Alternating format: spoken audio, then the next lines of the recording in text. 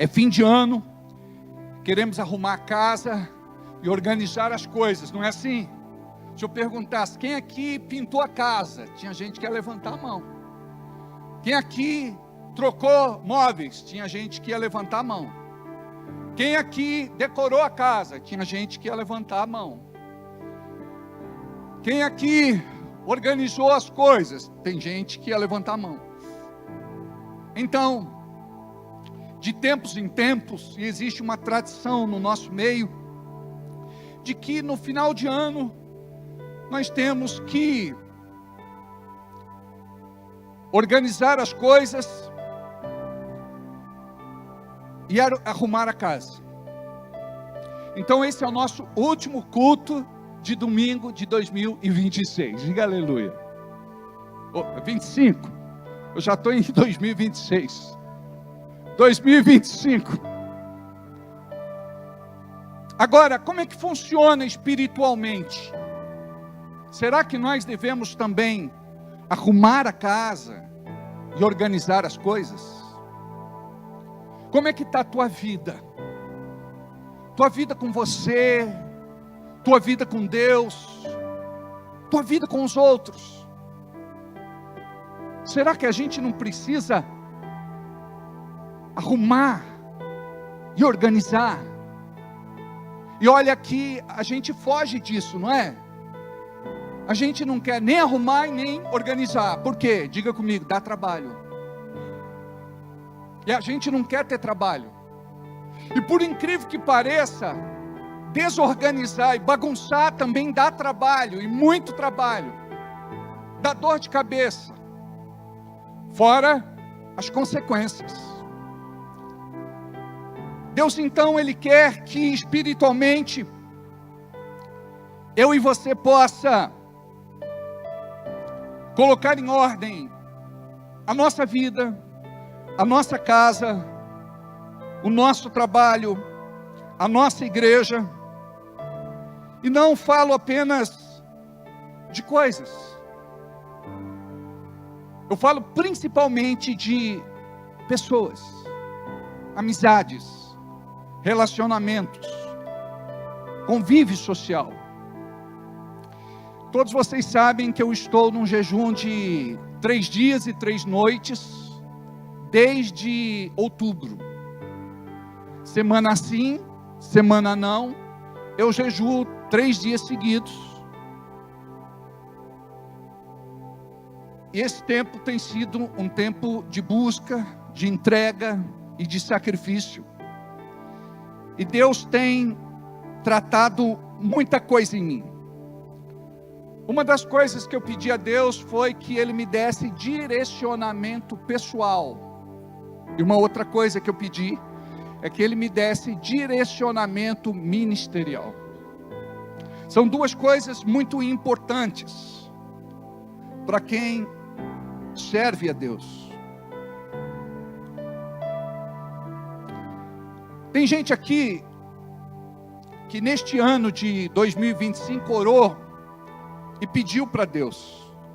Por isso eu digo, toma cuidado com o que você pede. Quero ser usado.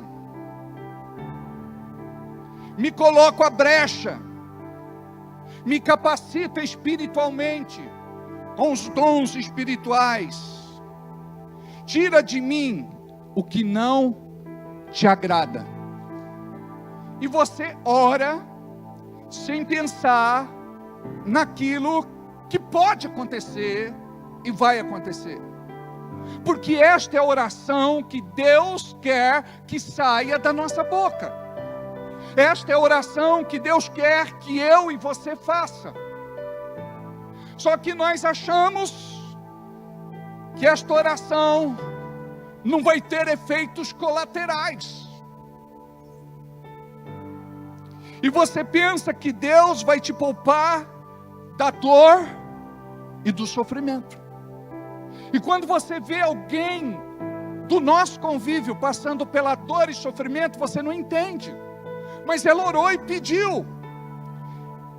Ela disse: eu quero ser usado. Me coloco à brecha. Me capacita espiritualmente através dos dons. Tira de mim tudo que não te agrada. Aí o processo vem. O processo é lento. E como dizem por aí, o processo é louco. O bagulho é louco e o processo é lento. Ele é das quebradas, obrigado. Mas se converteu, virou um bom menino, músico, adorador, casou com uma pastora. Glória a Deus. Tem gente que está aqui e não é grato a Deus pelo que Ele fez. E por conta do seu orgulho pode perder o que recebeu. Eu vou repetir porque isso é muito forte. Tem gente que está aqui e não é grato a Deus pelo que Ele fez. E por conta do orgulho pode perder o que recebeu. A palavra diz: aquele que começou a boa obra na minha vida, Ele é fiel para completá-la.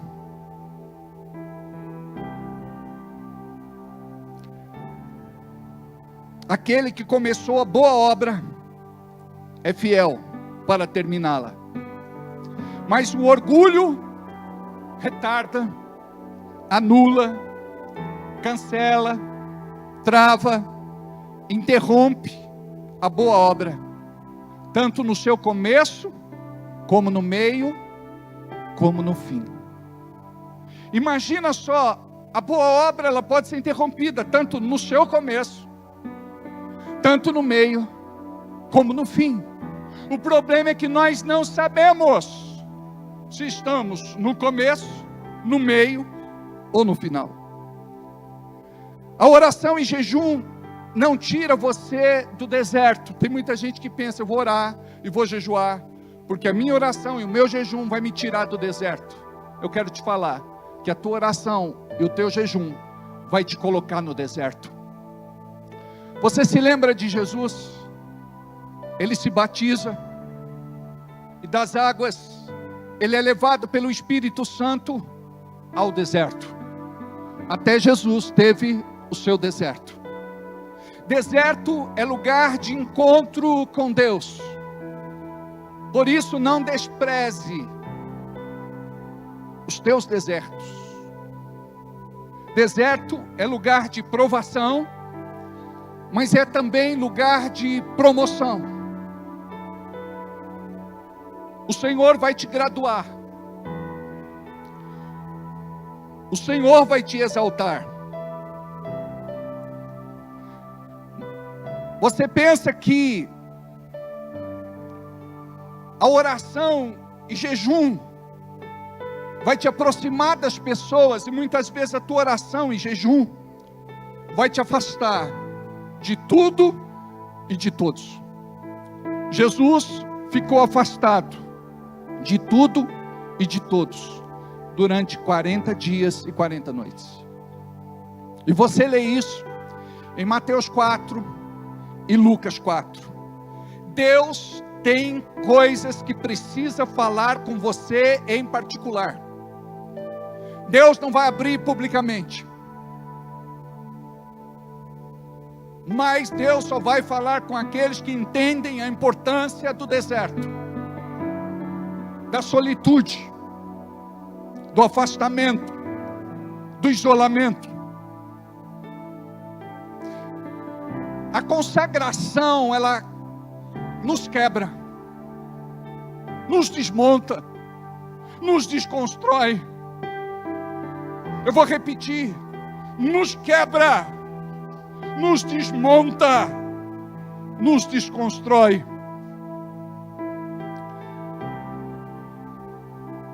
Esta busca te expõe para você mesmo. E nós precisamos exorcizar o velho homem que muitas vezes quer ressurgir, quer tomar a direção da nossa vida e quer se manifestar para destruir o nosso testemunho do Evangelho. Este é o início do processo. Diga comigo, apenas o início. O processo, ele te esmaga. Mas o propósito te cura, te sara, te liberta, te salva. O processo te esmaga. E quantas vezes a gente disse: eu não aguento, eu não suporto, eu não dou conta.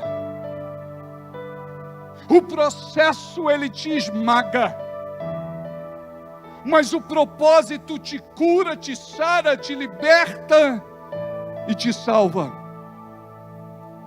Guarda isso: trigo moído vira farinha. Diga, o trigo moído vira farinha. A uva pisada vira vinho. Repita: a uva pisada vira vinho. A azeitona prensada vira azeite. Azeitona prensada vira azeite. Mateus 15:8 diz assim: este povo se aproxima de mim com a sua boca e me honra com os seus lábios, mas o seu coração está diante de mim. Nós queremos versículos de promessa. Você não quer que o Espírito te exorte, te corrija, te advirta?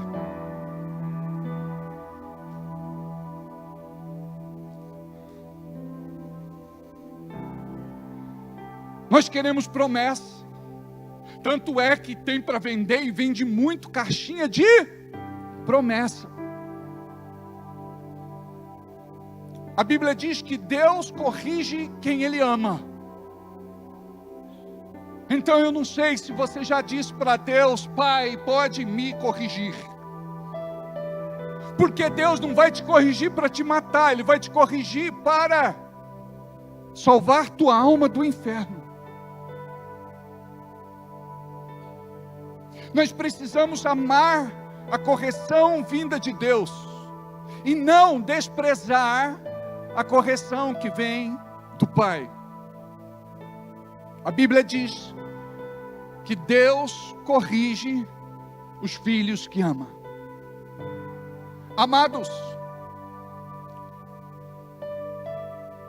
muitas vezes nós nos zangamos com certas coisas, não recebemos bem, e a Bíblia fala isso a respeito da disciplina, mas ela vai produzir frutos de justiça.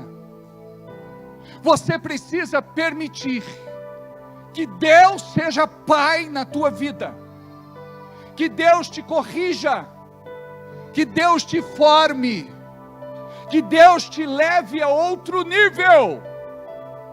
Amém? E isso não é fácil. Isto exige que eu e você morra para nós mesmos. Precisamos ir para a cruz, porque enquanto estivermos muito vivos, não veremos a glória de Deus se manifestando de maneira plena em nossas vidas. Esta palavra é para nós nesta noite, o meu povo. Nós somos a igreja, nós somos o povo de Deus, nós somos a sua família.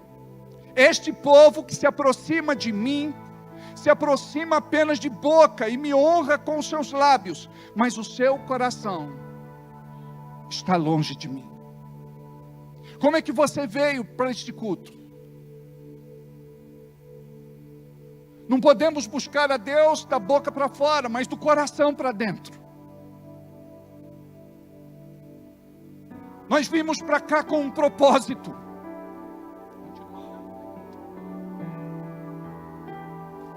Viemos para cá para ter um encontro com Ele. Eu sei que Ele está em todos os lugares. Mas este é um lugar especial. E não pode deixar de ser especial para você. Porque chega um determinado momento que a tua igreja, ela perde o brilho, ela perde a graça, ela perde a beleza. E você não quer mais estar aqui. E você sai do propósito que Deus tinha para a sua vida.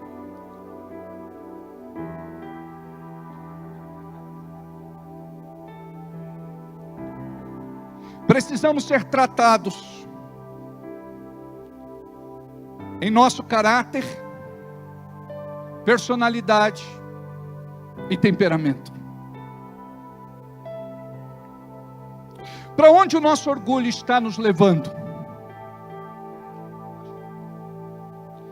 Para onde o nosso orgulho está nos levando? Dizem que orgulho é igual ao mau hálito. A pessoa tem e não percebe. Só os outros sentem. Para onde o nosso orgulho está nos levando? O orgulho faz você se defender e argumentar.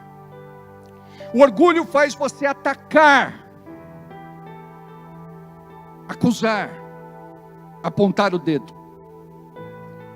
O orgulho revela a sua pior versão.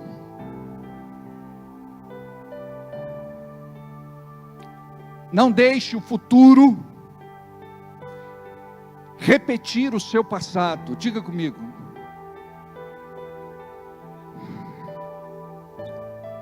Olha para quem está do seu lado, fala para ele: não deixe o futuro repetir o seu passado.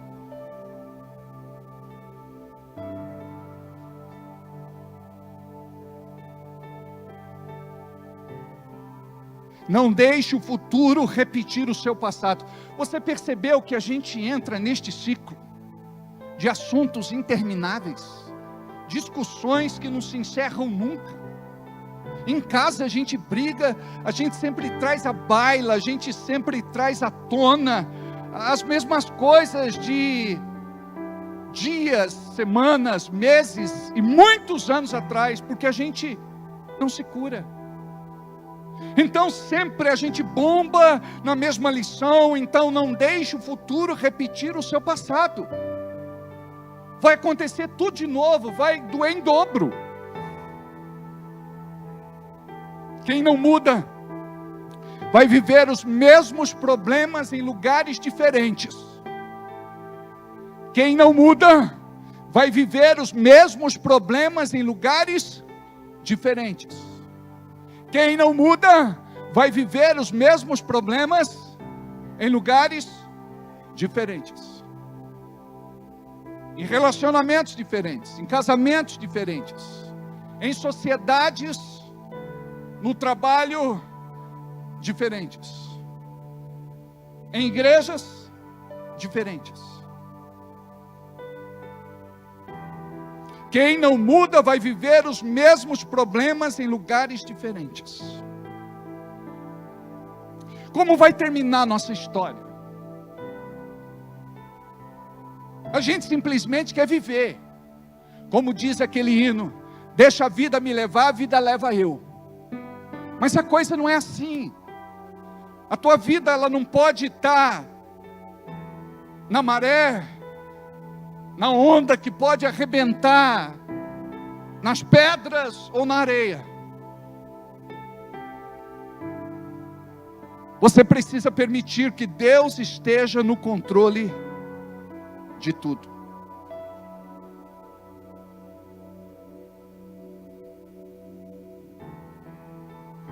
Como vai terminar a nossa história? Com Deus ou sem Deus? Como vai terminar a nossa história? Com Deus ou sem Deus? A gente diz nessa hora, com Deus, é claro, é óbvio, é certo. Mas nem sempre termina com Deus. Existe um preço. E nem todos estão dispostos a pagar este preço. Eu só quero aquilo que me faz bem, aquilo que massageia o meu ego, aquilo que me dá prazer.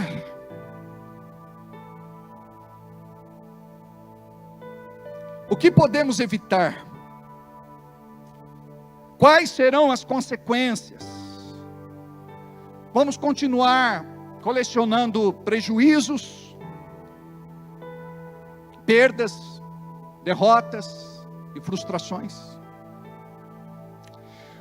Você está lutando contra o homem ou você está lutando contra Deus? Neste tempo de busca, neste tempo de entrega, neste tempo de sacrifício, de jejuns, de madrugadas, de oração, de consagração, Deus falou algo ao meu coração muito importante, eu quero compartilhar com vocês. Me deem, por favor, esta liberdade. Qual o princípio bíblico do crescimento?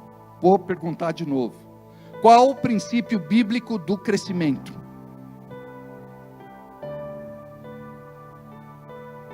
A honra. Sem honra não há unidade, e sem unidade não há crescimento. A Bíblia diz que um reino dividido não prospera. Você percebeu que isso pode travar tua vida em muitas áreas, inclusive nas tuas finanças, e ter uma vida próspera, o sentido é muito maior do que dinheiro, transcende, fala de todas as áreas. Então nós precisamos quebrar um ciclo que existe no nosso meio, chamado ciclo de desonra. Diga comigo, ciclo de desonra. Onde ovelha desonra líderes e líderes desonram pastores. Só que não para aí. Olha a gravidade do assunto. Onde pastores também desonram líderes e líderes desonram ovelhas. E nós não queremos lavar roupa suja em público. Nós queremos fazer que certas coisas não existem. Mas por conta disso nós podemos perder a nossa salvação. Por quebrar um princípio bíblico que se chama espírito de honra, que é um dos princípios mais importantes da palavra, no que tange respeito à autoridade espiritual. Quando a Bíblia fala para eu não tocar no ungido de Deus, não se trata apenas daqueles que fazem parte do clero. O meu irmão, por mais simples que seja, ele é ungido de Deus, eu não posso tocar nele. Precisamos quebrar este ciclo de desonra em nosso meio, onde ovelha desonra líderes, líderes desonram pastores, onde pastores desonram líderes e líderes desonram ovelhas. Olha o que diz em Lucas capítulo 14, versículo 11. Antes, ele dá maior graça, portanto diz: Deus resiste aos soberbos, mas dá graça aos humildes. Sabe o que significa? Tem coisa na nossa vida que não vai. Não é porque o diabo se levantou, mas é porque o diabo meteu a mão no nosso peito e nos impede de avançar. Porque Deus resiste aos orgulhosos, soberbos, presunçosos, mas dá graça aos humildes. Amados, uma das minhas orações tem sido para que eu viva a humildade na sua essência. E Deus tem tratado comigo, e Deus tem me levado a renunciar os meus achos, os meus pontos de vista, aquilo que eu defendia com muito afinco lá atrás, com punhos de ferro. Deus está me mostrando a beleza do Evangelho que muda e transforma as pessoas. Que não é este Evangelho que nós pregamos, chamado Evangelho da hipocrisia, onde nós pregamos uma coisa e nós vivemos outra coisa.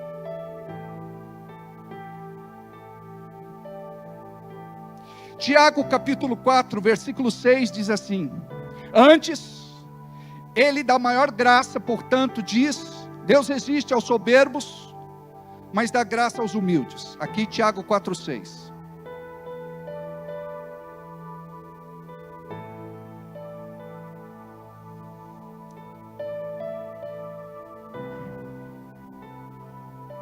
Lucas 14, 11 eu já li? Já li, mas eu quero explicar. Pois todo aquele que se exalta será humilhado, e o que se humilha será exaltado. A gente diz assim: Deus vai me abençoar porque eu estou sendo humilhado. A gente não fala isso, mas o sentido da palavra não é esse. A palavra diz que você mesmo tem que se humilhar, fechar a boca, engolir seco. Um irmão falou: pastor, estou engolindo sapo de perna aberta. O senhor não sabe o que eu estou passando. Mas a Bíblia diz que eu preciso aprender a me humilhar. E a gente não sabe se humilhar, a gente sabe humilhar o outro. E a gente é bom nesse jogo. As nossas palavras são afiadas, são duras, desconcertantes, precisas. A gente sabe onde tocar na honra, na vaidade, na autoestima, no amor próprio. A gente vai com tudo, com os dois pés no peito. Mas a Bíblia diz em Lucas 14, 11: pois todo o que se exalta será humilhado, e o que se humilha será exaltado. Sabe o que significa? É melhor você perder uma discussão e ganhar um amigo. É melhor você baixar a bola. É você permitir que Deus trate você. E naquele momento que você se humilha, é o momento que Deus olha para a sinceridade do seu coração, porque Ele te conhece no profundo. E Ele pode te promover, você pode ir para um outro estágio. Tem gente que não muda, não sai da sua vida medíocre, e vai continuar, se ele não aprender a se humilhar. Deixa eu falar algo a vocês. Eu não quero que maridos discutam com as suas esposas, mas muitas vezes a mulher precisa ter sabedoria, e quando ela tem sabedoria, ela vai se calar, e quando ela se humilhar, Deus vai honrá-la. Muitas vezes a mulher também, ela não sabe honrar o marido, e o marido tem que ter sabedoria, e a sabedoria reza que o homem tem que se calar, entendendo que a mulher é vaso mais frágil. Eu, como filho, minha mãe está aqui, minha irmã está aqui, eu tenho 57 anos de idade. Eu nunca respondi minha mãe, porque eu não queria ficar banguelo. A educação naquela época era diferente.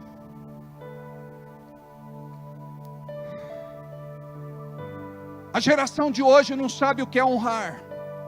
E a gente não deve honrar pela força e nem pela violência, porque a Bíblia diz que não é pela força e não é pela violência, mas é pelo Espírito Santo de Deus. É o Espírito quem convence. Mas muitas vezes eu me senti injustiçado, porque eu estava apanhando sem merecer. Mas eu baixava a minha cabeça, a lágrima corria, e eu ficava de cabeça baixa. Eu lembro que uma vez, meu irmão Alex era pequeno, eu também era, mas eu era muito traquina, malvado. Meu pai tinha feito um balanço de 2 lugares. Um sentava aqui, outro sentava ali. E a gente puxava a corda e balançava. E tinha uma vizinha, uma menina, também pequena. Eu peguei uma margarida, meti no cocô e pendurei lá em cima. E falei para ela sentar para balançar. E quando nós vamos balançar, eu puxei e o cocô caiu na cabeça dela. Foi certeiro. Aí a menina começou a chorar. Ela foi lá e falou para a mãe dela o que tinha acontecido. Minha mãe, muito calma, tranquila, paciente. Ela perguntou quem foi. Eu disse, foi o Alex. Ela suspendeu o Alex na chibata. E eu fiquei com tanta dó do meu irmão naquele dia. Aí eu disse que fui eu. Mas eu me lembro abraçando ele, chorando e pedindo perdão. Aí a gente tem que apanhar em dobro. Tem correções monetárias. Mas eu me lembro desde muito cedo da minha primeira injustiça e do meu primeiro pedido de perdão. E a gente cresce, e a gente cria uma casca grossa, e a gente não quer perdoar ninguém, mas a gente quer ferir todo mundo. Geralmente as pessoas feridas, elas ferem muita gente. Porque é assim que o diabo trabalha. Então nós precisamos aprender a ter a prática do amor. E quem tem a prática do amor vai perdoar sempre. O orgulho não separa só as pessoas. O orgulho te separa de Deus. É forte, não é? A gente fala, eu não preciso do fulano, eu não preciso do cicrano, eu não preciso do beltrano. Mas o nosso orgulho não nos separa só de pessoas.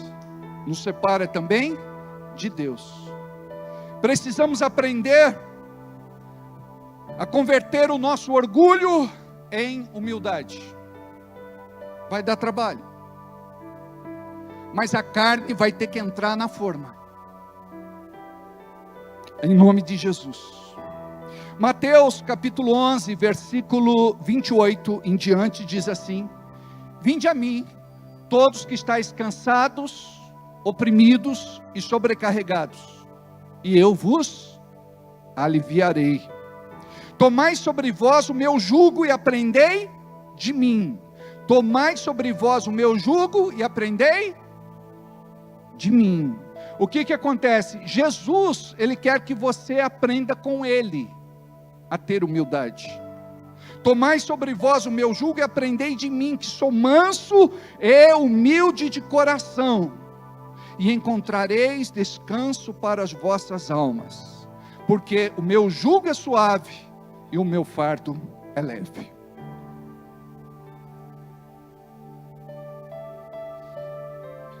Esta semana eu tive um atendimento, e esse atendimento foi um dos atendimentos mais bonitos que eu tive na minha vida. Não vou dizer para vocês que foi um atendimento confortável, mas foi algo de Deus para a minha vida e para a vida da nossa igreja.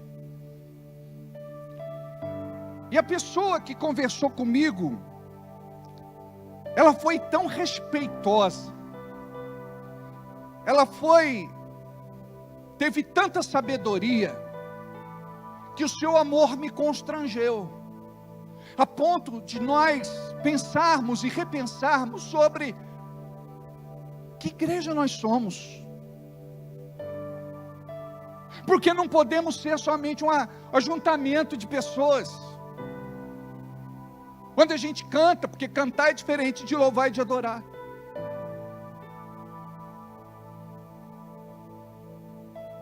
Nós precisamos compreender o que significa ser crente, o que significa ser de Deus. Imagina no dia do juízo, no grande dia, você ouvir: você não amou como igreja, não perdoou, não compreendeu, nem entendeu seu irmão, você não ouviu sem julgamento, você não mostrou com o seu exemplo o caminho, você não acolheu, você não foi instrumento de cura, de libertação e de salvação. As pessoas agem pela emoção e justificam pela razão. Vou repetir. As pessoas agem pela emoção e justificam pela razão. Eu gostaria de perguntar para você: quem é você como igreja? E o que Deus precisa e quer mudar em você, para poder te achar e poder te usar poderosamente? Provérbios capítulo 6, do 16 ao 19, diz assim: estas 6 coisas o Senhor odeia, e a 7ª sua alma abomina: olhos altivos, orgulho, língua mentirosa, a mentira, mãos que derramam sangue inocente, vingança, coração que maquina pensamentos perversos, maldade, pés que se apressam a correr para o mal, testemunha falsa, que profere mentiras, e o que semeia contenda entre irmãos. Então olha o que a Bíblia diz, que as 6 coisas ele odeia, mas a 7ª ele detesta, ele abomina. E diz aqui: o que semeia contenda entre irmãos, porque gera guerra, confusão, maledicência, tristeza, divisão. Ao invés de ser pacificador, ministro da reconciliação, de construir pontes, é assassino de reputação, é o popular leva e traz. Ouve uma mensagem aqui, distorce com maldade e passa adiante. Gostaria de refletir com vocês. Quem somos? Diga comigo, quem somos? O que a nossa família nos tornou? Diga aí. O que a nossa parentela nos tornou? O que a nossa religião nos tornou? O que o nosso trabalho nos tornou? Tanto a família, parentela, trabalho, religião, tudo isso está nos moldando, ou para o bem ou para o mal.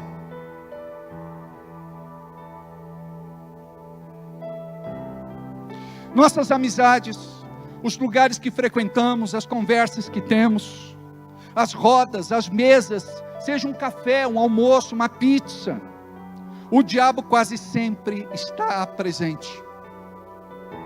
Ao invés de Deus estar presente, quem está na roda, na mesa, nas conversas, é o diabo.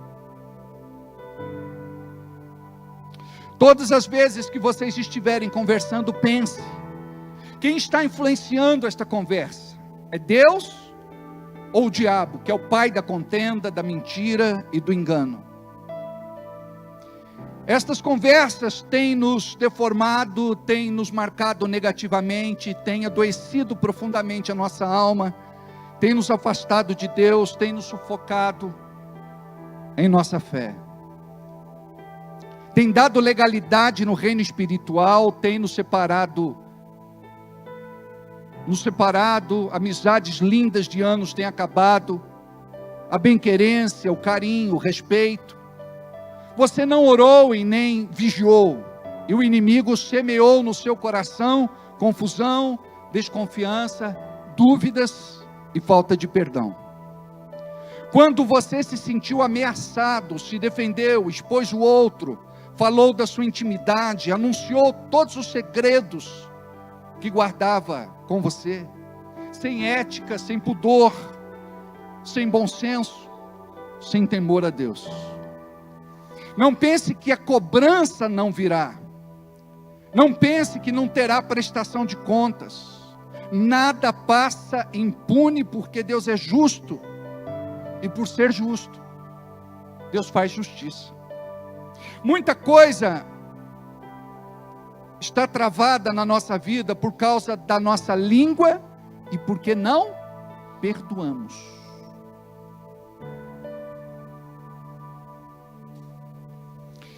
Por conta da porta aberta, do direito adquirido, da brecha, o diabo vem para roubar, matar e destruir. Muita coisa que está acontecendo ou vai acontecer ainda não é normal. Não é fruto do acaso, obra do destino. É gerada no reino espiritual, onde nós damos a permissão. Se você não quebrar esta sentença, ela vai ser perpétua. Ela vai se repetir.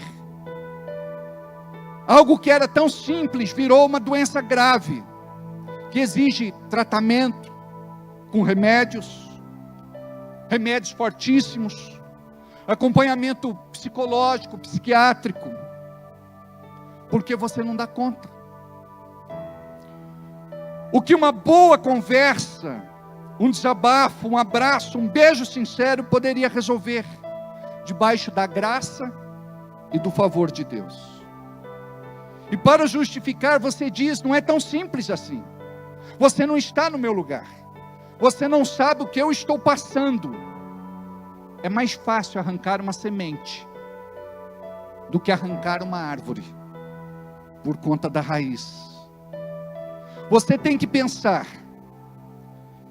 quem que te colocou neste lugar? Este lugar foi um lugar que o diabo preparou, de angústia, tristeza, depressão, amargura, ressentimento. Quem que te colocou neste lugar? Agora, por que você aceitou ficar neste lugar?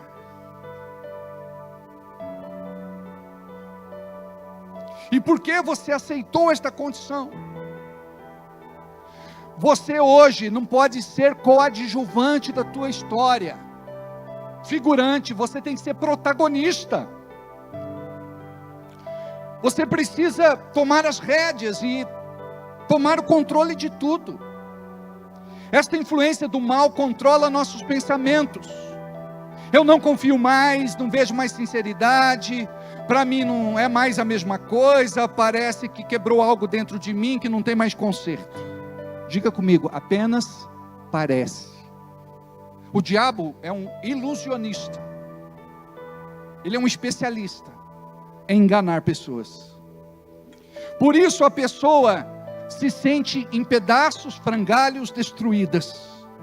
Quantas vezes o diabo tem jogado você no chão e pisado em cima, e o pior de tudo, você acredita nele, porque deixou de ouvir o Espírito Santo de Deus. Para você vir na igreja é uma luta. Você não consegue mais orar, jejuar, ler a Bíblia. O que nós pensamos, como pensamos, o que fazemos, consciente ou inconscientemente, não importa. Traz um peso de maldição e condenação em nossa vida. A verdade é que cada um tem se tornado um monstro, um mais terrível do que o outro, um mais perigoso do que o outro. Nenhum é inofensivo. Cada um tem os seus momentos de ira, revolta, vingança, onde inocula o seu veneno, sua peçonha mortal, através de fofocas, mentiras e malícia. Temos ferido muita gente, magoado profundamente muitas pessoas, atingido todo mundo. Quem eu sou de verdade? O que eu me tornei? Pergunto: onde estão os crentes verdadeiros deste tempo? Não os crentes que parecem crentes, os crentes de fachada, travestidos, disfarçados, fantasiados. Onde estão os crentes de verdade, nascidos de novo e cheios do Espírito Santo? me dizem, ou melhor, você deve dizer assim: me dá licença, eu não vou participar dessa conversa. Não vamos falar desta pessoa porque ela não está presente para se defender. Pare de falar deste assunto, vamos fazer uma oração de perdão e liberar esta pessoa. Se você quer paz de espírito, se resolve com esta pessoa. Eu não vou ouvir mais as tuas queixas.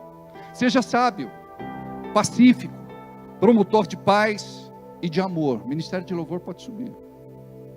O reino de Deus precisa de gente assim. Vamos ficar de pé.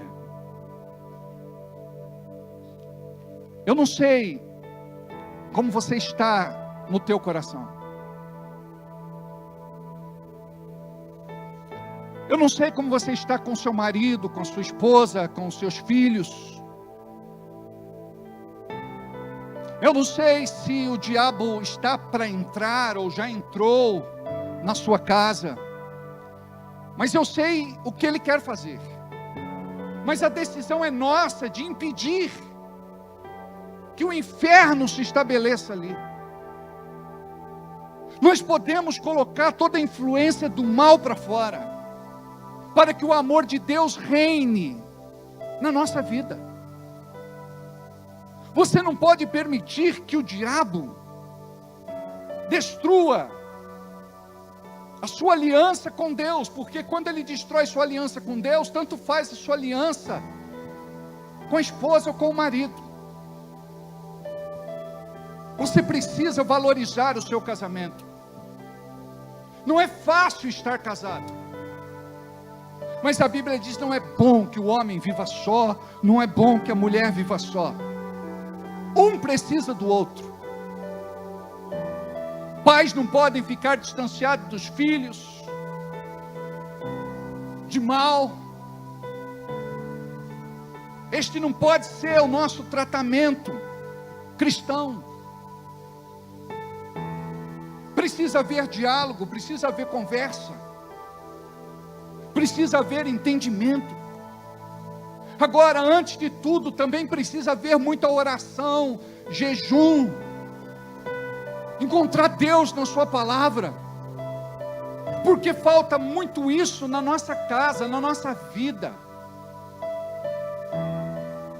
Reúne a sua família, faça um culto doméstico, ora, louva, aprende lá um princípio de um versículo bíblico. Não precisa ser algo longo, mas consagre a sua casa, o seu lar, a sua família. E muitos aqui pensam que este é papel do pastor. É papel do pastor cuidar do marido que a pessoa escolheu e não quer se converter. É o pastor que falha. Preste atenção, a esposa sábia ganha o marido. Nós estamos aqui na retaguarda, eu vou até metade do caminho, nós vamos até metade do caminho, mas a outra metade é você. A Bíblia diz que o Senhor te deu como possessão onde você coloca a planta dos seus pés.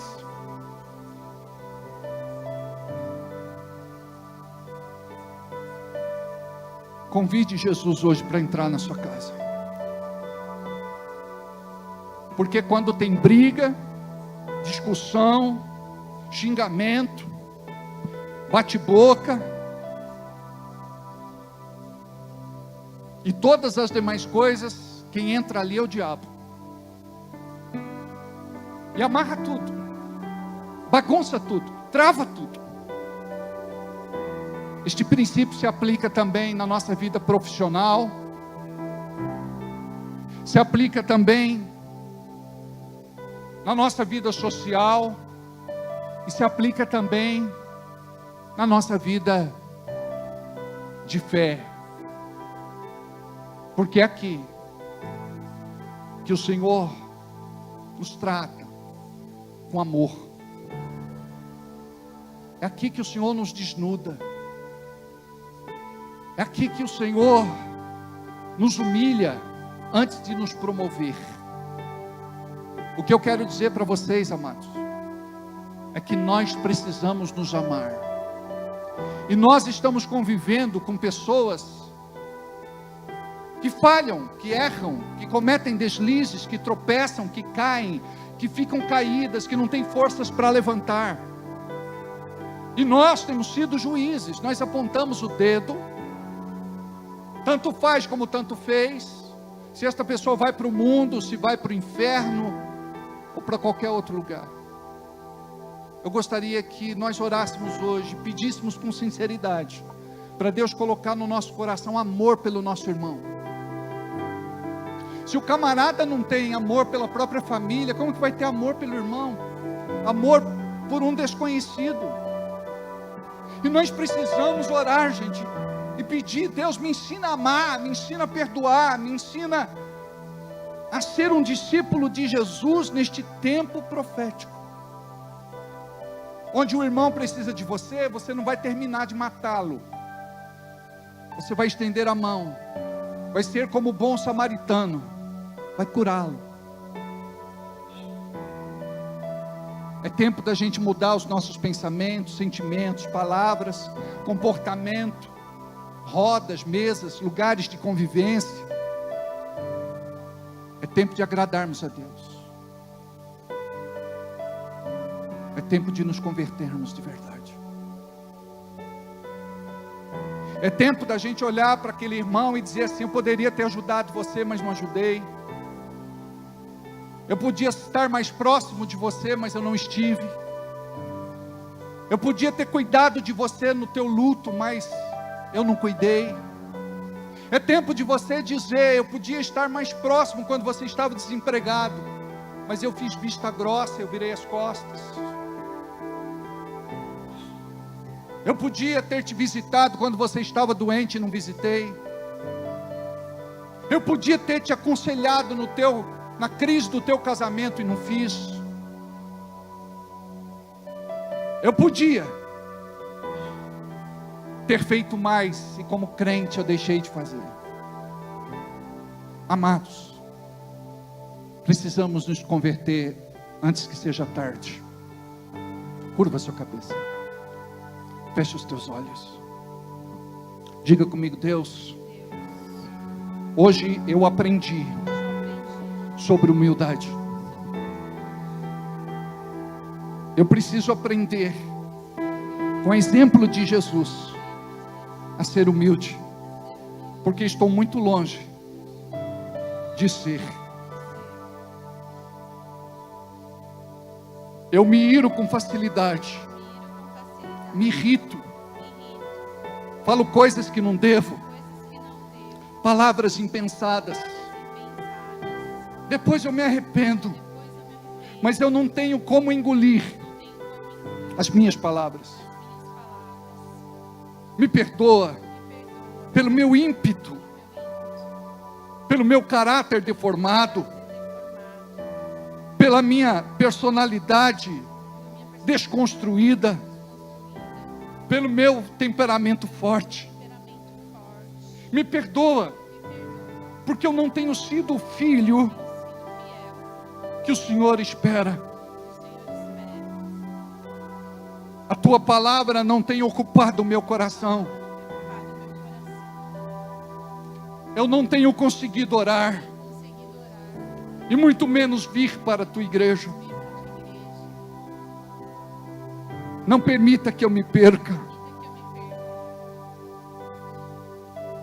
Não desista de mim, Senhor.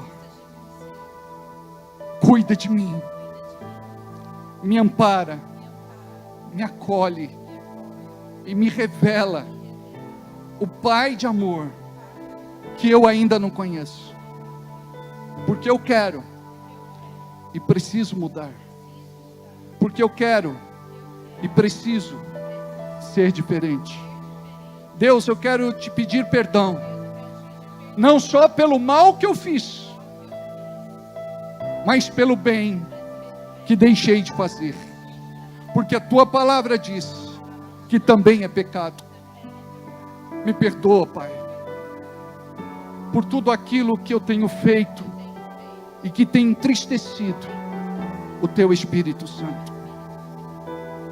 Eu quero me aproximar de ti. Eu quero estar junto de ti. Eu quero te conhecer como nunca te conheci. Te revela a mim, Senhor, em nome de Jesus.